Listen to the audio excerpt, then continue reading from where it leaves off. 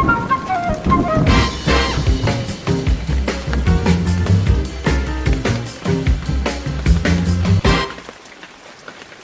everyone, and thank you for joining the first chapter of the Rainmakers Striking Success to the Cloud. My name is Evlik Warnick, and today with me is Lahav Safir from AllCloud. He's the founder and CTO of AllCloud, which is a global partner, one of the leading global partners of Amazon. Today's first session is going to discuss one of the main topics that is bothering and occupying the minds of many customers going to the cloud, multi-cloud. Hi, Love. Thank you for joining me. Hi Zev, good afternoon from Tel Aviv. I'm glad to be with you on your first call. I remember the first day we met. It was years ago at the beginning of the journey to the cloud. Yeah, I think we're at a much mature situation today in this ecosystem. Glad to be with you talking about multi-cloud. I love this topic, as you know, and yeah, let's dive into it. Sure. So I think the first and foremost, what is multi-cloud? I am aware to many definitions. You are leaving the market. How do you see when your customers are discussing multi-cloud, what actually do they mean? Oh, that's a very, very good question, I think. I mean, the basics is really what is really multi-cloud. I mean, and I think there's a lot of confusion around it. Some customers see multi-cloud as a combination of multiple SaaS applications like Salesforce, like 365, like many of these that are available there, including, the public cloud vendors like AWS, GCP, Azure. I think it's very confusing because it's very, very different from the operating point of view. So I think on our conversation today, as being an expert in the public cloud area, let's focus our conversation on what means multi-cloud when you mean Azure, GCP, AWS, maybe Oracle, and some others. So what does it mean for a customer to operate these multiple environments in parallel? Because it's a very different from having multiple SaaS. So I think today let's focus on this area. Yeah, so actually we're talking about leveraging infrastructure as a service, sometimes platform as a service in different public cloud domains. And the question is, are we talking about leveraging them simultaneously? Is it the same application that partially runs here, partially runs there? Is it different domains within the customers? I don't know, the backend, the enterprise services, HR, etc., running in one and the mission critical running in another. How do you see that? Well, so I think what I mostly see very often actually, I think is the hybrid. Before talking about multi-cloud, I think the very common scenario is actually is the hybrid situation. I mean, again, and I'm mostly looking at those large enterprises. They've started their journey in the business way, I know, many years ago. They have a heavy footprints in their data centers, and the first thing to talk about is hybrid. I think, no matter if it's an on-prem environment, a colocation with some public cloud. Now, it doesn't really matter if it's on Amazon, Azure, anything. So I think the most common scenario I do see now, which is heavily used and expanding, is the hybrid situation, is expanding their existing footprint into the cloud. Now, yes, customers are indeed talking about operating on a more than one cloud vendor, but it's very challenging. I think there are many issues there. Customers definitely has the interest to operate on multiple platforms. I think they are trying. The vendors are less supporting it, but definitely it's customer desire. And what we do with customers is really help them to be kind of properly onboarded. Um, so multi-cloud, yes, I think a lot of talking about it is starting to see its way first through hybrid, and then starting to see, customers considering this kind of multiple public cloud vendors approach. Okay, so let me get it right. So first, I agree with you. We saw initially hybrid cloud, a combination of on-premise and off-premise, sometimes on-premise private cloud in combination with a public cloud. And that's deserve a full different chapter because we can speak about that a lot. It evolved to be an agenda of multi-cloud, which I agree with you. Multi-cloud should be defined as a combination of using several public clouds. But what drove customers? What are the business rationales, or what do they plan to achieve with the concept, even if they are not getting there? Why they are busy with that at all, in your mind? Rightly or wrongly, they are busy with what they are discussing that. So I think it's an evolution. I think at the beginning I heard customers talking about the desire for multi-cloud is first for commercial reasons. Okay. They wanted to be able to negotiate better pricing with a vendor, um, but I think this is kind of less now being the main drive for a multi-cloud. So customer realize that if they stick to a vendor, I think they could get a better price terms, specifically if they go on heavy and long-term commitments. So I think this is kind of, it used to be a topic on discussion, but it's now less.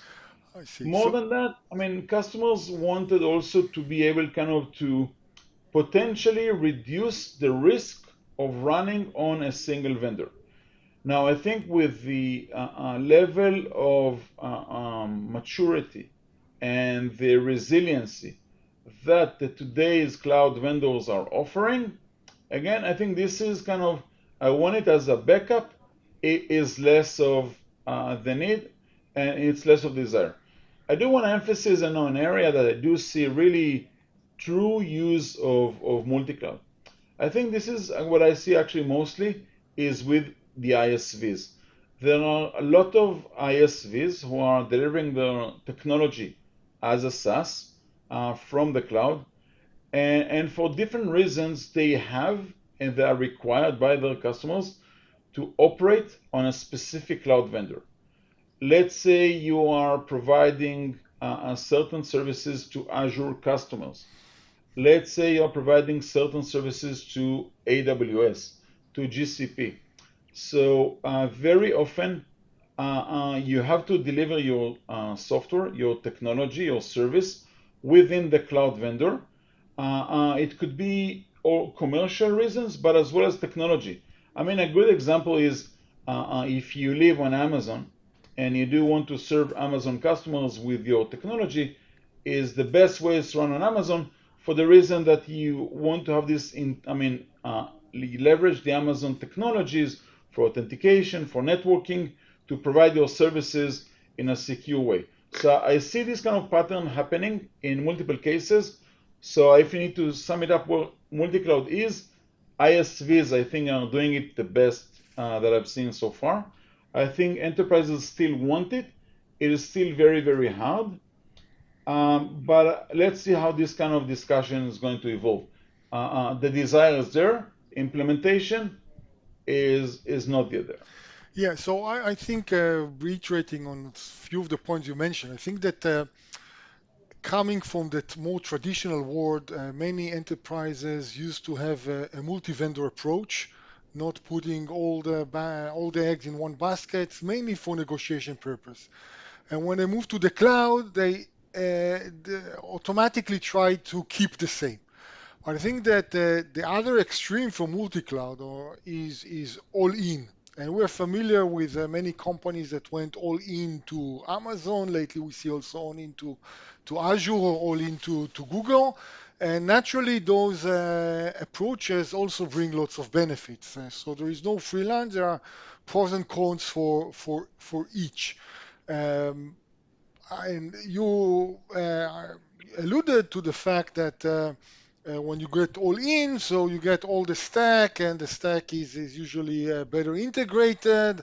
Also, one of the things is that you minimize cost of data, because if you have multi-cloud, the data that flows between also cost itself.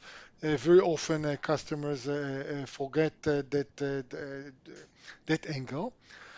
Then lately you mentioned that ISVs are doing that better than big enterprises. I think that what ISVs are doing, and I'm part of Amdocs as a big ISV, ISVs that has different customers that ask the solution to be deployed on different clouds, very often has to plan and has the roadmap for solutions that are cloud agnostic. That not to be confused with multi-cloud, because cloud agnostic actually means that you could deploy on different clouds. While multi-cloud means that you are simultaneously leveraging multi-clouds, either on the same app, which is extremely rare and has lots of disadvantages, or different chunks of your enterprise. As I mentioned earlier, the HR is on Azure and the mission critical is on Amazon and the big data is on Google, just as an example. Yes, I think I mean it's a good point because kind of to emphasize. I think the challenges we do understand the potential value, but I think it's also fair to say there are quite a few challenges on the multi-cloud. I think the first one of them is actually from a very basic thing is the human resources, the expertise. Today's platforms are super complex. They have, I mean, if you look at AWS, they have nearly 200 services. I mean, it's a huge ecosystem. Now, in order to maintain the expertise, the knowledge within the company, to retain the people, to be at a very, to be very strong technically, if you don't focus on one platform, it's going to be very challenging. So I Even think that even the in first, one platform, it's very challenging, not to say it's in already, different. yeah, it's already absolutely, it's Yeah, very challenging to be master on a single platform today. Now, yeah, if you need to be master on multiple platforms, it's probably not going to happen. I mean, you either you decide to go to be a generalist or a specialist. Most customers want to be specialists. So I think the first and most important thing is the human factor, the yeah, knowledge. yeah. Skill scarcity. Second, Yeah, yeah. Second, and this is what customers are challenging, to build a robust environment on multiple platforms. It yeah. doesn't happen. They mostly focus on one and try to do it very good. Second, I think, so let's assume you are really doing a good job on deploying whatever the foundation layer, and you have the right teams to run multiple platforms. Now, let's say you want to start doing, workload mobility. I want to move this application from one platform to another one. All right, so great, you're doing Kubernetes and you potentially can move it very quick. Now, what about the data? What about the databases? What about the storage, right? If you start to mobilize this storage and databases, it becomes very complex. So I think customers realize that workload mobility doesn't worth it. It worth to do a very good deployment in one place. Either whatever vendor you choose. I mean, GCP are good, Azure are good. I mean, AWS is great. So I mean, it's fine. I think customers realize that workload mobility doesn't worth it. It's super hard if you don't design it from day one to be, I mean, deployed in a multiple platform. It's going to be super hard to do, and normally nobody wants to do it. Correct. I tend to agree with you. Since you mentioned if you don't design it for day one and you are a veteran and also an APN ambassador, what would be the key ingredients to consider how to plan a solution to become to be multi-cloud enabled? Well, multi-cloud enabled. I think. I mean, you mentioned very nicely, very good. I mean, to be, I mean, platform independent, or basically to be able to deploy your workload on multiple platforms. So this is kind of could be relevant to use standard tools like Kubernetes, like generic queues, like generic cache mechanism. Use generic systems like when Postgres is generic. There are lots of common tools you can use across platforms. Let's assume this is one thing.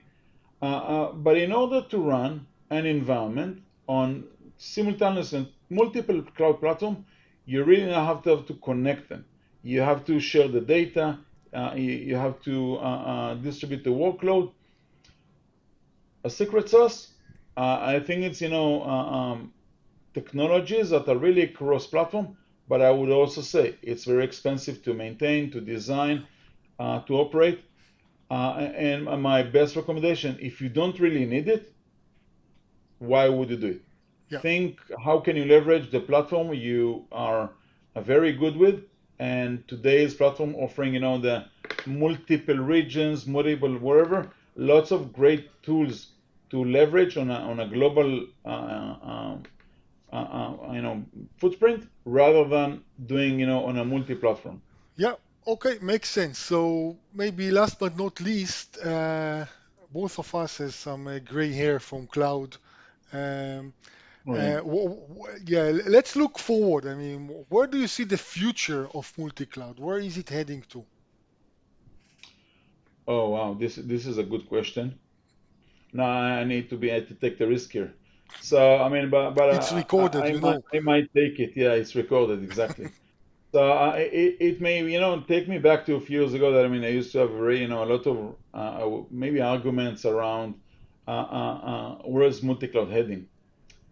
I still think that actually, and I do have some signals in the market today that customers will be less talking around multi-cloud and more of okay, there's this is my primary platform. This is how where I'm going to invest majority of my efforts on, and less talking on multi-cloud. So I do think that large enterprises either will build very silo approach over multi-cloud or focus on a primary one. There will all be a combination. There are good. I mean, sometimes there are needs to do multi, but it won't be equally balanced with a dream of workload mobility from here to there. And when I wake up, I decide to launch this No, no environment live here. migrations, you say, between clouds. Maybe you could, but again, what's about the data? I mean, Yeah, I mean, agree. it's likely still far, and because customers take cloud super serious today, and considering every kind of workload to be deployed on the cloud, I think they will still be focusing on mainly main primary cloud vendor and maybe some satellite around. I would take the risk and believe that over the next 5 years, this is what we're going to see. Okay. Majority on focusing on platform. As said, you are recorded and you are saying that the future of the cloud, of the multi-cloud, is not so much multi-cloud, which is fair enough. Um, I would like to thank you a lot for joining me today for the first session of the Rainmakers, striking success in cloud. I would like to thank the audience for staying with us. In our next chapters, we will cover many other domains, including cloud security and AI ops and FinOps and cloud procurement and many more. Thank you, Lahav, and thanks the audience and all the best. Go cloud. Thank Yeah, you. my pleasure. Thank you. Good rate. Thank you.